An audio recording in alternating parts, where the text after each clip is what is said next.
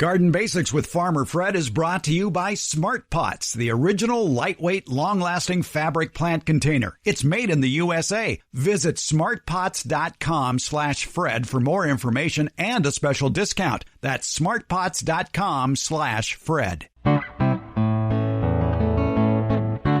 Welcome to the Garden Basics with Farmer Fred podcast. If you're just a beginning gardener or you want good gardening information, well, you've come to the right spot.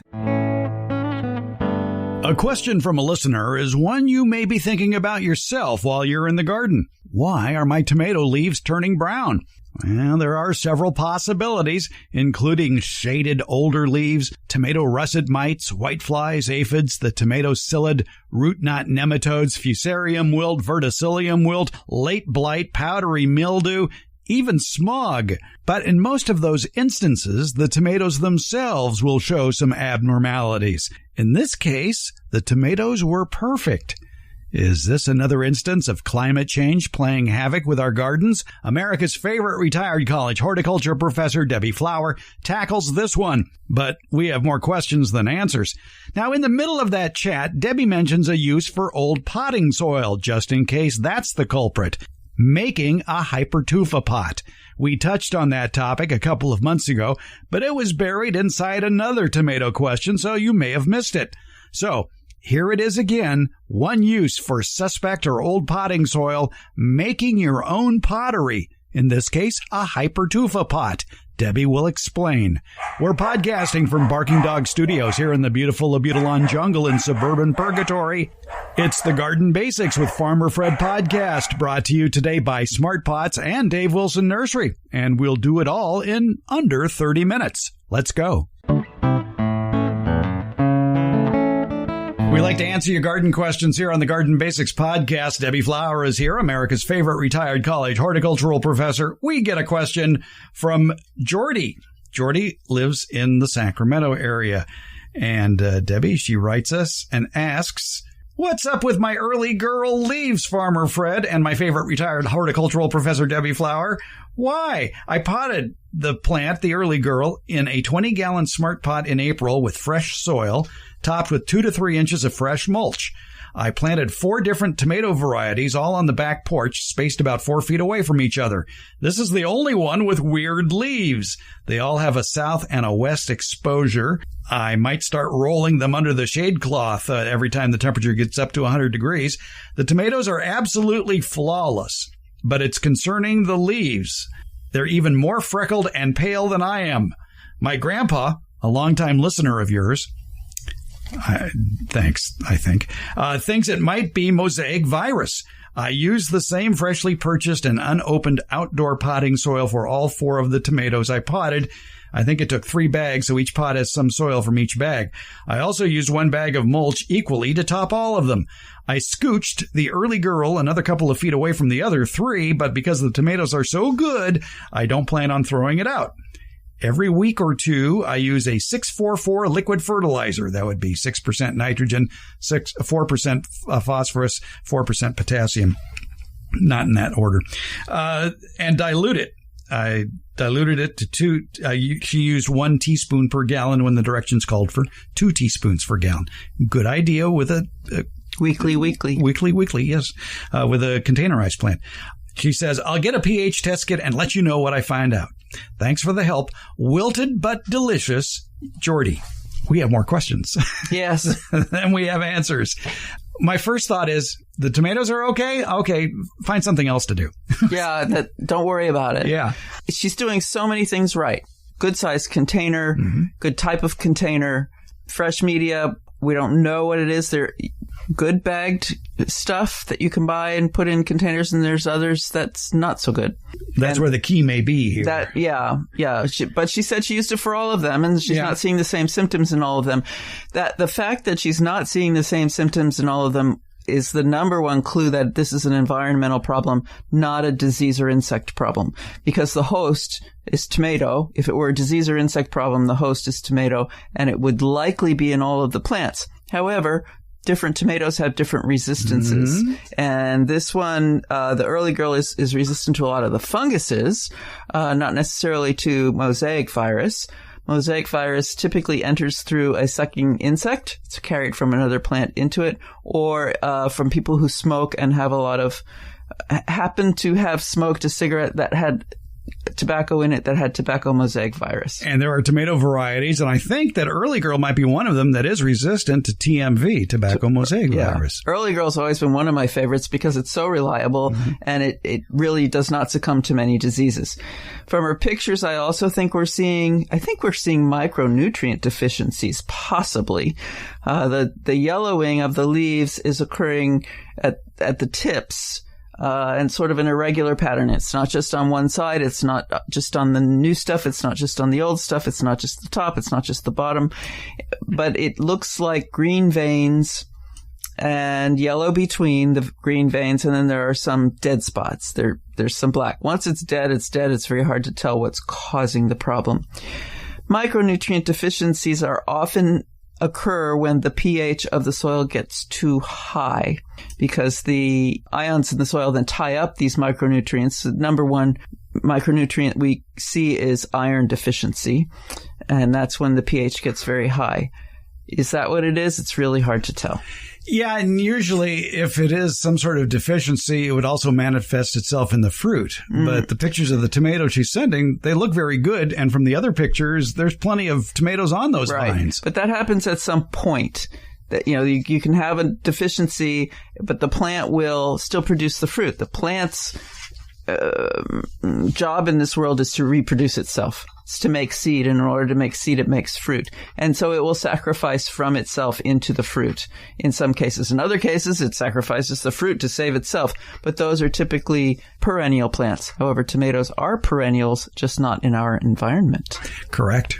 So what should a poor gardener do? Good question.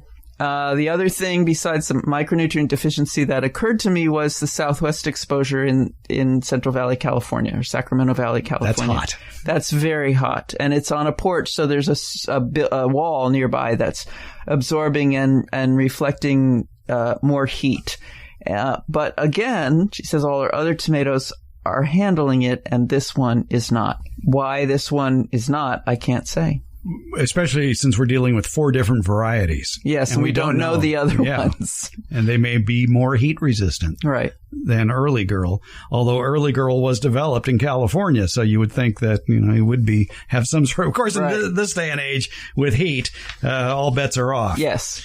So it's very difficult to tell. I wish we had more information. Yeah, but I think as long as the tomatoes are producing and they're flawless and they're tasty, enjoy the season. And then you may want to just next year try a different potting soil and clean out your smart pots thoroughly. Right, and the media that's around this Early Girl, it may need to go into the green waste bin or be used to make tufa pots.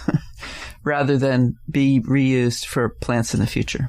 Did we do an episode on tufa pots? I think we did. We did, yeah. Okay, I will find that and post a link to it in today's show notes. Okay. If you want to do tufa pots with your soil. Leftover media that's good for tufa pots. All right, but we are at this time of the year. We're in the height of tomato time here. Mm-hmm, yep. And oddly enough, here, it's not too late to even plant tomatoes. If you have a tomato plant sitting in a container that you haven't planted yet, or if you go to a nursery, you can still find tomato plants. Wow. In 5-gallon or 15-gallon containers. And our season is so long. Yeah, you could put in an early maturing variety like Early Girl. That's something that matures in 50, 60 days, because 50, 60 days from now would be late October.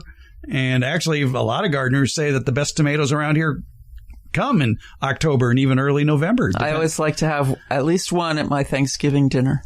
Gardener's delight. Yeah. I guarantee it. Yeah. All right. Yeah, it always does. All right, Jordy, hope that helps. And enjoy the tomatoes while you have them. Debbie, thanks so much. You're welcome, Fred. You've heard me talk about the benefits of Smart Pots, the original award-winning fabric container. Smart Pots are sold around the world and are proudly made 100% right here in the USA. Smart Pots is the oldest and still the best of all the fabric plant containers that you might find.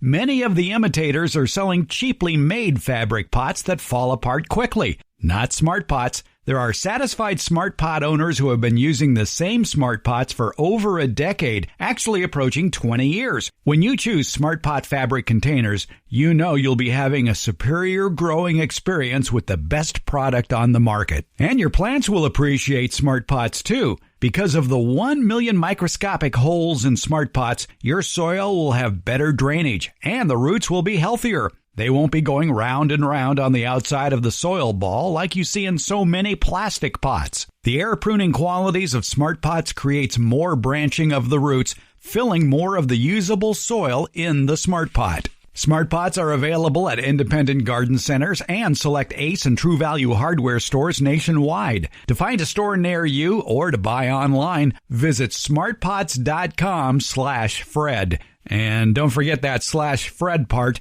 On that page are details about how, for a limited time, you can get 10% off your Smart Pot order by using the coupon code FRED. Use it at checkout from the Smart Pot store. Visit smartpots.com/Fred for more information about the complete line of Smart Pots lightweight, colorful, award-winning fabric containers. And don't forget that special Farmer Fred 10% discount. Smart Pots, the original award-winning fabric planter. Go to smartpots.com/Fred.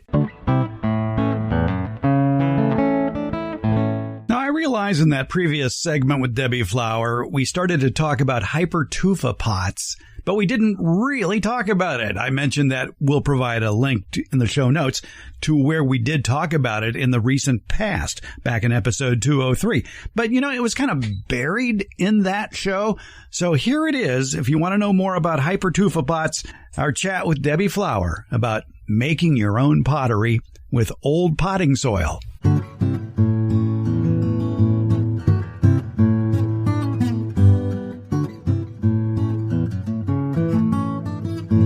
Can we talk Hypertufa pots? Oh, sure. Okay, let's talk Hypertufa pots, since we're in a pot frame of mind here, so to speak. Hypertufa, you mentioned that on an episode a while back in your college classes. The students would be making Hypertufa pots. What is a Hypertufa pot? It's kind of a trough. I don't know where it started. The reason we started it was we had lots of leftover media, and we always want the students to be successful, and so we start a lot of seeds, so we didn't want to reuse the media. That's one place where I will not reuse media is when I'm starting seeds, because starting from seeds, because seedlings can get diseases from the media that mature plants would not get. And specifically, that's called damping off. So we had a big pile of used media at school that we didn't know what to do with. And it was made primarily of peat moss, perlite, and vermiculite, which is a very classic mixture for container plants. You'll find it at Cornell University. You'll find a UC Davis mix. And they contain those three ingredients, peat moss, perlite, and vermiculite. So I was looking for something to do with them, and the Hypertufa pot idea came up. And what you do is take 1 part cement, and it has to be cement, not concrete, and 3 parts of that leftover container media. And if you don't have leftover container media, then you can make that 3 parts with half of a volume of peat moss and half a volume of perlite. That would be your least expensive, probably, combination. You could probably use coir and perlite as well to make your 3 parts. And so we had a big wheelbarrow, and we had containers, and we just had the students picking up containers of cement, throw it in, add a little water, pick up 3 containers of the same size of the leftover media, mix it together. You can get concrete dye, cement dye. It's expensive. It's the most expensive part of the job. It's coloring it? Yeah, and you can make them into colors. You can color the mix. Depending on how wet it gets, if you have it like thick oatmeal, and you're very artistic or whatever, you can just form the pot yourself, freehand. We used molds. We took grow pots and oiled them with vegetable oil, and then put the media inside the grow pot, and then had another smaller. So let's say we used a number 5 and a number 1. The number 5 would be our outside mold. We grease with the vegetable oil the inside of the number 5, then set the number 1 in the middle of it, and the number 1 would have grease on the outside of the pot. And before we set that number 1 in, we took a little piece of PVC pipe. We would cut it into about 2-inch long pieces of 1-inch thick PVC pipe. Any kind you got lying around. Doesn't matter what grade PVC it is. That's for your drain hole. We didn't grease that. Maybe we should have, because sometimes it didn't come out at the end. So 2 inches thick is important as well, because the walls of the Hypertufa pot need to be 2 inches thick or they will break once you take it out of the pot. And then so we set up our molds, put the 2 inches in the bottom, stick the PVC pipe into that 2 inches, put the number 1 on top of it, and then fill in around the edges. And we let it set. Setting time varies by humidity, temperature, how wet your media, your Hypertufa media was. One day, sometimes often in teaching, it would be a week because I wouldn't see the students in lab for another week. And then we take them out. And typically out of plastic pots, they came out fairly easily. And depending on how wet they were, we would then mold the edges, the corners. If they're real dry, you just use a brick and you can take those very 90-degree edges and sand them down to be softer. It was an artistic thing. I've had the pots and we didn't quite know what we were dealing with, so we planted in them to see what happened. We could grow anything. I was worried that the cement would lead to a high pH, and so acid-loving plants would do poorly in the pot. We had no problem with it whatsoever. We've grown all kinds of things, annuals, perennials, woody plants in these pots, and they are great insulators. Because of that thick 2-inch wall, you can put them out where they get full sun on the side of the container and not absorb enough heat to harm the roots. What diameter PVC pipe did you use for the drain holes? 1 inch. That's a big drain hole. Well, the PVC pipe, yeah, it is. Sometimes the PVC pipe didn't come out of the bottom of the pot, so the hole would only be whatever the center diameter of the 1-inch pipe was. So that would be about, smaller. How did you remove the extraneous pipe? Typically we could knock it out, but sometimes it just stayed. Well, when it stayed, though, did you cut it down so it wasn't so obvious? We had 2-inch pieces of pipe. 2-inch, okay. And then we laid 2 inches of the media around it. Oh. You got to have 2-inch walls on these things. And bottom. And bottom and side. Okay, yeah. All right. Yeah, okay. And we got real creative. I think of it as real creative. We used garbage cans that, I guess they were 30-gallon. They probably were bigger. We turned 15-gallon pot upside down inside, a number 15, inside the bottom of the garbage can. And that gave us 2 inches around the outside and 2 inches over the top. So we had a dome. Then we put a piece of PVC right in the middle of the flat, what was on top of the 15, the flat. That was our drain hole. Then we put another 15 on top of it and created an urn, a pot. So we had a very tall pot that was as tall as this big garbage can, but it only had a grow space of the size of a 15-gallon pot, or a number 15 pot.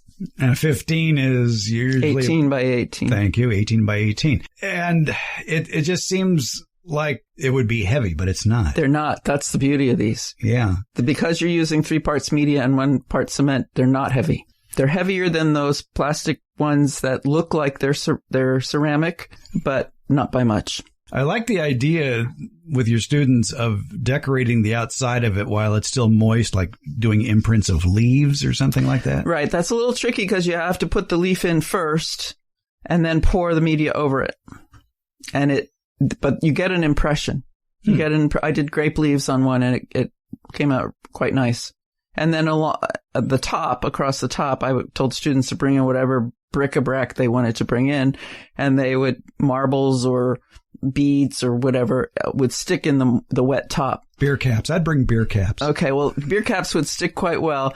The stuff on top, if it wasn't pushed in far enough, didn't all stick. Oh. So it was a little bit squirrelier up there. All right. Hypertufa pots. I guess I spelled it right, too. Mm-hmm. Hypertufa. We'll have a link in today's show notes. Lowe's has a video on how to make them, too. So if what we were saying sounded confusing, this might help. There are lots of videos, actually, about making them. And they were traditionally used I saw them in the Brooklyn Botanic Gardens, and they were made into rectangles. That's another beautiful thing out of them. I talked about using round grow pots, but we did one that was rectangular, and we got a box and lined it with plastic. It did have sort of bulgy sides because the box wasn't real stiff. It was a cardboard box, okay. So it bulged out a little bit. At the Brooklyn Botanic Gardens, they had rectangular ones that were probably 6 inches tall, maybe 8 or 10 inches tall, because you need a 3 to 4 inch growing depth for succulents. And they planted succulents. Some of them hung over the sides, and so they were stacked. It was very artistic. And in a moist climate like they have there, they can grow moss on them. And there are ways you can encourage the moss to grow because they have a nice rough outside. Do you have a favorite Hypertufa video? So there are many out there, and their components of the media vary slightly, and their methods of putting them together vary slightly. So yeah, it's a good idea to watch a few of them and see what you want to try. I would think, too, that being 2 inches thick, they're, I won't say impervious to heat, but they're certainly more heat resistant. Right. They're great insulators. Yeah. So in a hot climate like we have, they protect the roots better. Now, I have not had them out in a hard freeze or extended hard freeze. We get hard freezes here once a year, maybe, and they've been outside and they've done just fine. But in a much colder place that has repeated hard and extended hard freezes, you'd probably have to take them inside or they would crack. And excuse this question because I'm old, but you may have already said this. How many drain holes do you put in each pot? I've done 1. I've done 3. It varies. Obviously, too many would make the bottom weak. So you'd want maybe 4 inches between them, 3 to 4 inches between them and the edge. All right. This is sort of trial and error thing. Oh, it's an experimental thing. Yes. It's freeing to be able to do it. The only ones that have failed that I know about are the ones where the walls were too thin. All right. Every other thing we tried, we tried big PVC pipe as the mold, and it stuck to the PVC. We could not get it out. Are there molds available? I'm not aware of any. Okay. All right. For you entrepreneurs out there, go for it. Yeah. Have a good time. All right. Hypertufas. Debbie Flower, thanks so much. You're welcome.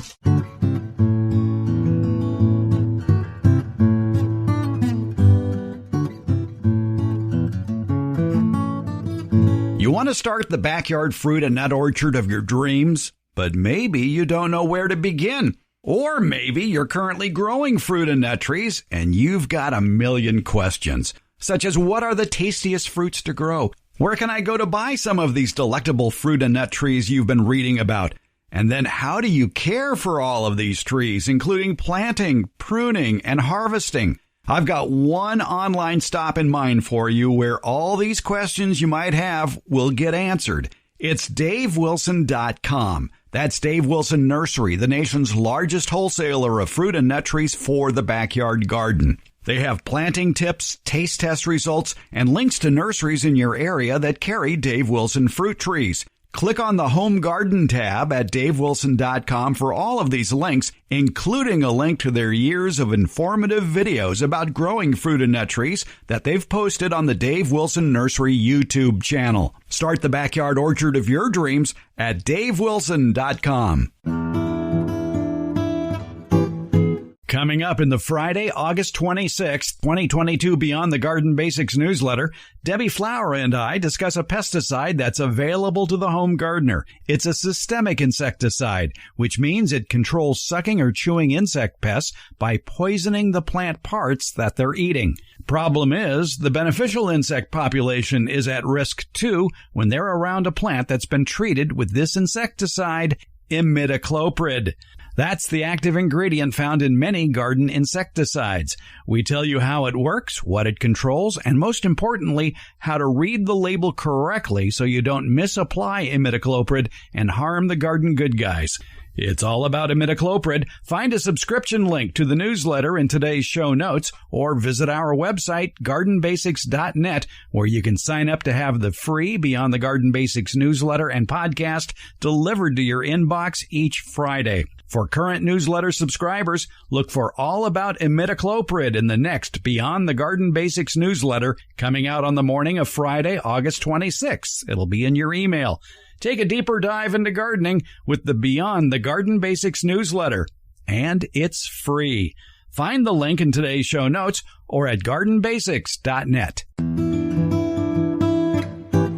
Garden Basics with Farmer Fred comes out every Tuesday and Friday, and it's brought to you by Smart Pots and Dave Wilson Nursery. Garden Basics, it's available wherever podcasts are handed out. For more information about the podcast, visit our website, gardenbasics.net, and that's where you can find out about the free Garden Basics newsletter, Beyond the Basics. And thank you so much for listening.